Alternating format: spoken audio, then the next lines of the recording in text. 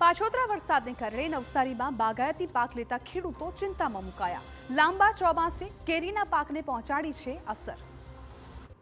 ચાલુ વર્ષે પાછોતરો વરસાદ અને માવઠાના કારણે અનેક ખેડૂતો પાયમાલ થયા, ત્યારે હવે લાંબા ચોમાસાને કારણે બાગાયતી પાક કેરીને લઈને પણ ખેડૂતો ચિંતામાં છે। ઠંડી અને ગરમીને કારણે બદલાતું વાતાવરણ બાગાયતી પાક કેરી માટે ખતરારૂપ સાબિત થઈ રહ્યું છે।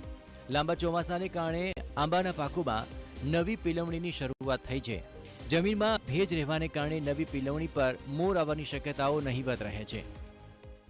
જે આંબાના ઝાડ છે એના પર જે જૂના પાન તો હતા જ, પરંતુ તદુપરાંત વિશેષ પ્રમાણમાં જે નવા પાનનું અંકુરણ થયું તો એના કારણે જે કેરી આવવાની એ મોટો ચિંતાનો વિષય બનવાનો। હાલ જે વાતાવરણ છે તે કેરીના મોર આવવા માટે અનુકૂળ વાતાવરણ મનાય છે। જાન્યુઆરી માસથી ઠંડીથી મોર આવવાની શરૂઆત થતી હોય છે, પરંતુ નીકળી રહેલી નવી પીલવણી ખેડૂતોની ચિંતા વધારી રહી છે।